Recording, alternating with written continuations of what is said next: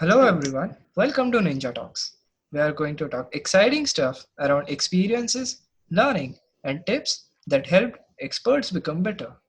I'm your co-host Sneh. And I am your co host, Ria. Welcome back to NinjaTalks. We're super excited to have a self made entrepreneur, an avid traveler, and a TEDx speaker, Mr. Suyash Dixit.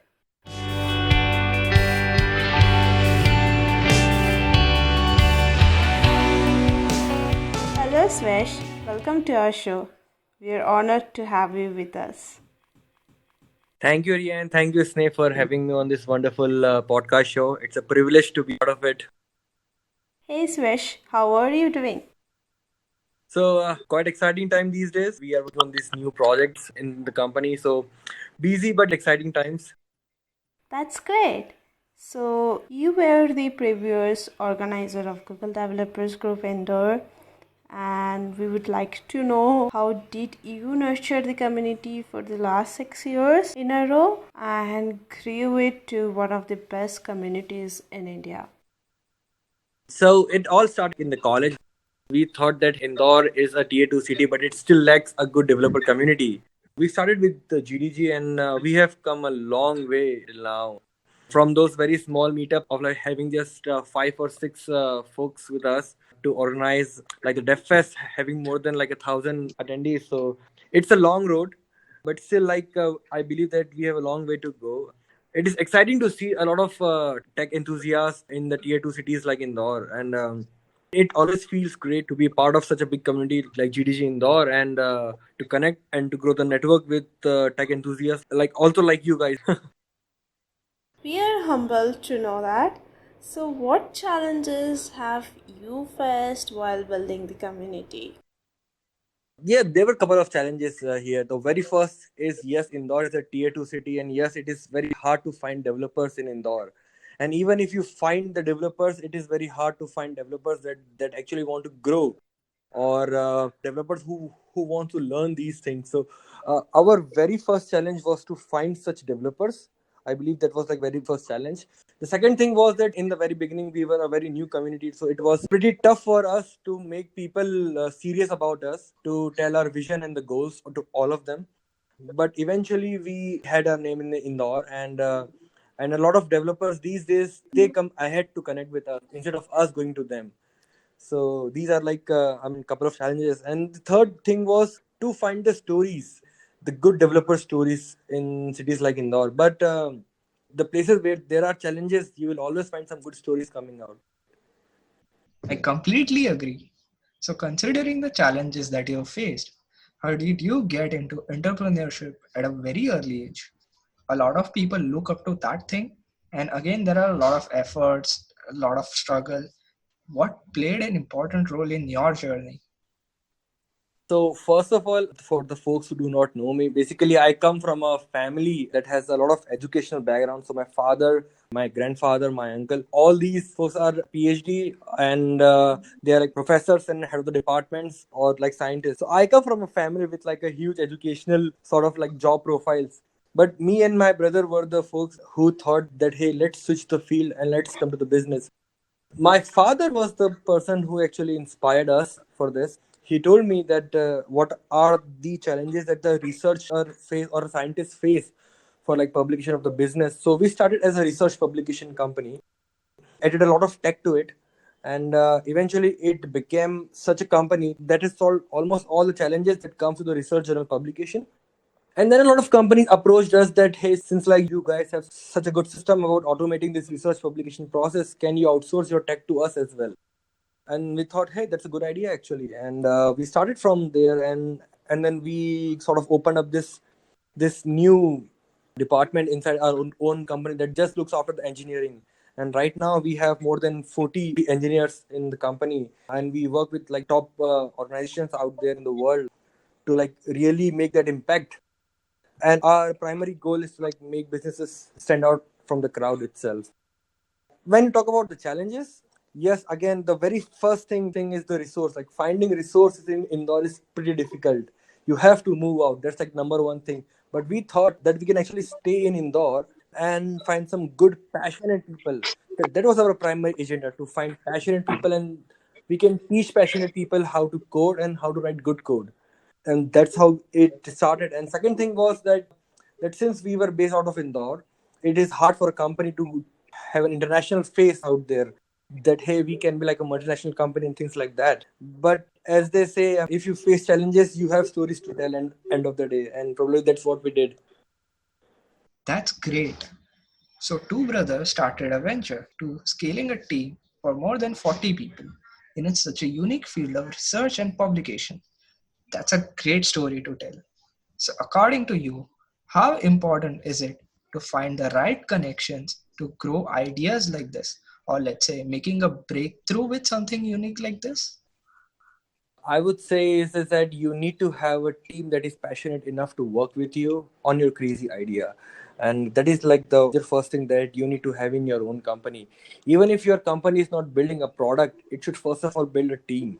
That is the first thing that your company should do. If you have a team, your team can be focused on any particular goal that you set. That hey, right now I want this product in the market, or tomorrow I want completely different product in the market. But if I have a talented team, if I have a passionate team to work on that, as two things they come second. So the team is the first thing itself. Correct. A passionate team delivers exceptional results. Exactly, exactly. Talking about the team, what are the things that make or break an entire organization? That's a wonderful question, actually. It's a very important question in a company. What makes or what breaks a team? I believe that it is the common passion for the technology. I'm talking about the tech company since I'm a part of a tech company. So I believe that in my company, the passion for the tech is the number one thing that will connect people. Rest of the things they come second. The second thing is that if you care about your employees, if you care about your team will eventually care about your customers end of the day. So you need to care about the team. That is one thing that will unite your team. And I believe the most important aspect here is that you do not need to be a boss. You need to help them out with each everything. You have to sit next to them, not in some other office, or like if your team is sitting out, or if you have like your own office, that's not a good stuff, because you are not a part of your team then, right? So I mean, you have to sit with them, you have to work with them, you have to show to them that even you are passionate about your own idea. And once your team will see that inside you, that okay, you are passionate, they will passionate enough to work with you, with the other team members as well. So kind. As we know that you have traveled to a lot of places across the globe, how do you explore places and what interests you do the most? I love photography. I'm a weekend photographer. Traveling is like one of the best ways for me to like photograph the world out there. I love exploring other cultures. The very first thing that I look in a country is its culture, and I make that my number one priority when I go and explore a new country. I believe that I have explored about 20 countries out there, but these days I hardly get any time to like travel, but I try my best to at least travel one or two countries in a year. So that's how it goes. Culture is my number one priority. Second would be the photography. I'm married now, by the way, so it is pretty difficult for me now to at least like carry those huge camera and lenses with your wife. But still, I try to do my best, and I think my wife is like very supporting here. I mean, she's a good model for me at least. I must say she is really fortunate. Continuing with that, a lot of youngsters and adults have a dream of traveling, and you set aspiring travel goals for people. So, what inspiration or advice would you like to give for someone who wants to take their travel goals to the next level? So the very first thing is that you do not have to be a tourist. You need to be a traveler. So whenever you search for a new place to explore, first of all, search for the things that are off the beat, that are off the track. That is the only way you can actually explore that country. I mean, you do not necessarily have to go to like a touristy place if you want to explore the country. And to fulfill the travel goals, it should not hinder with your work. That's one thing. I believe that you can always take your work with you out there. So that's what I do actually. Whenever I go for a tour out there, let's say the tour is for the 10 days, I work for 3 days in those 10 days. and rest 7 is for exploring the places. That's one thing. It should not hinder your work. The second thing is that your money will come back, but not your time. So make sure that if you are young, you should go out there, you should take risks, you should explore countries, you should explore cultures.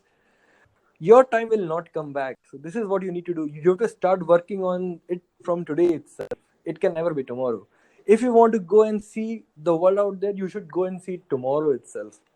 You should find reasons to go there. There can be thousands of reasons not to go, but there can again be thousands of reasons to go. So I take conferences, I take my work, I take my client meetings as like one of the reasons why I go out there. That hey, I just want to go to this country because I have a client meeting there, right? One of the very cliche you would thing that I say to my wife, that hey, I have to go there, right? There's a conference there, I have to go. Nice. Catching the offbeat places or cultures that are unique. You always tried something unconventional, even in the known places. Back in 2017, doing the same, you became a king of a country, claiming the place called Birtaville along the border of Egypt and Sudan. How can I miss that? I surely know there's a motive behind that. You stated a piece of land that belongs to no nation, it can belong to everyone, which is something exceptional, I believe, as an idea, as an execution. So, what are your thoughts and story behind that? It all started when I went to Egypt again for like a GGG conference, and it was all pre-planned by me and my brother that I will go to this place. We had all the things pre-planned. I had my driver with me. I went there. I planted my own flag there, and I posted it on the social media. Earlier, we didn't think that it would go this far. I mean, it would be such a huge success.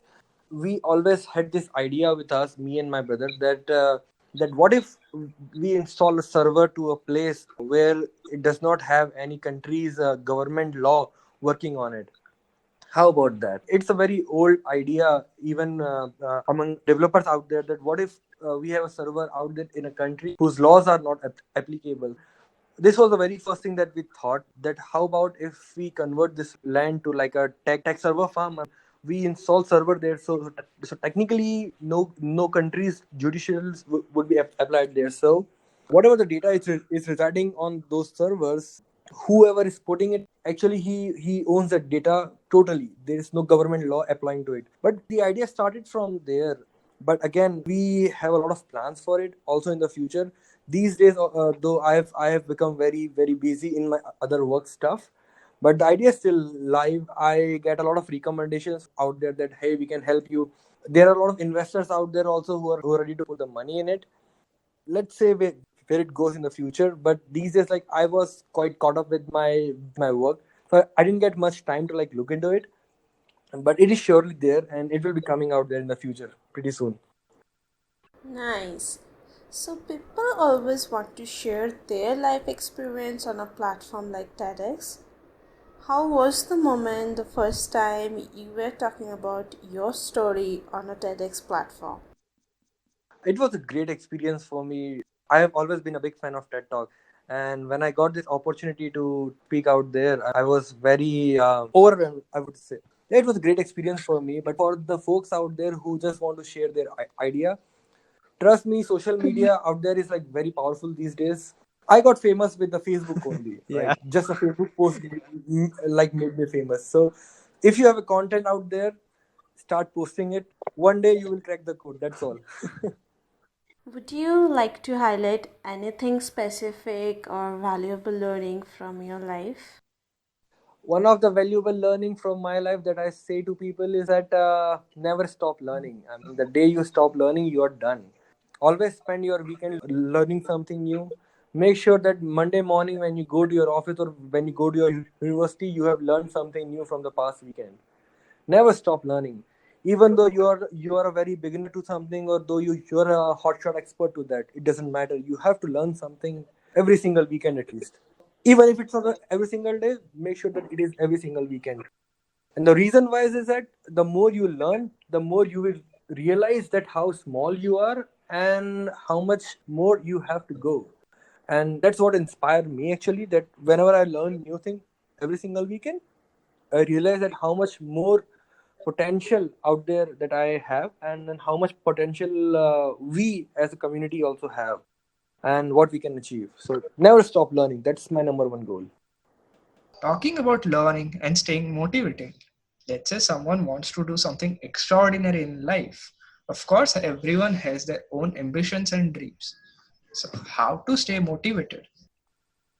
My idea for this is that what youngsters do days is that they just join engineering stream without even knowing that even if they want to pursue engineering or not. I believe that family pressure could be a part of it and things like that, but you should do what you love to do. The reason I am doing a bit good when it comes to computer science is the reason why I mean, because I love computer science. I cannot live without the tech out there. My bathroom has got all the tech that there can be. I witnessed. Right. So I mean, you should do what you're passionate about. It may or it may not give you the money, but if you are the number one in that field, the thing that you love, you will be there eventually. You will become financially independent as well, but you have to do what you love. Because if, let's say, if I am a mechanical engineer, I cannot do well because that's not my hobby. My passion and my obsession is with the computers itself, and that is why I am in this field. So find what you love, stick to it, become obsessed with it, find something new to do in that particular field, innovate in that particular field, and you will find your way. That's my idea. So, talking about innovation, sometimes people get overloaded with information in today's advanced world. So, what is the advice you want to give considering the innovation and technology as catalyst? What I do is that I read tech blogs out there every single day for at least an hour. I do that either before sleeping or the first thing in the morning. That's what I do. Once I go through all those tech blogs out there, I get to know what is happening out there, and then only I can give my thoughts on it, right? If you want to innovate, you got to first learn what is actually happening out there. And my number one recommendation would be that you should start learning about your own field. Let's say if you're a mechanical engineer, you should daily read about the things that is going around in the world in your field. I do it for the tech. You should do it for your own field. Once you learn, okay, these are the things that are going out there, then only you can improve yourself. See, also, if you're a computer science engineer, there is no necessity that you need to code to be a computer science engineer. You can be like a really good UI designer. There are numerous fields out there these days, even in the computer science field, that you can be a part of, and that does not involve coding. Things like DevOps, things like managing servers. So even if coding is not your cup of the tea, it's all right. I mean, find a thing that you can do, be really good at it. That's what matters. Be really good at it, be passionate about it, make sure that you're the number one person for it. And on the one final note that I would like to say on this point is that you got to hustle, man. The journey would be painstaking. You will be having sleepless nights. You would want to cry, but just stick to your plan, just stick to your path, and trust me, the light is out there at the end of the path. Thank you so much. I hope that these inputs will play an inspiring role for our audience as well. With this, here is the end of our episode. It's a pleasure to have you with us. Thank you so much for having me, guys.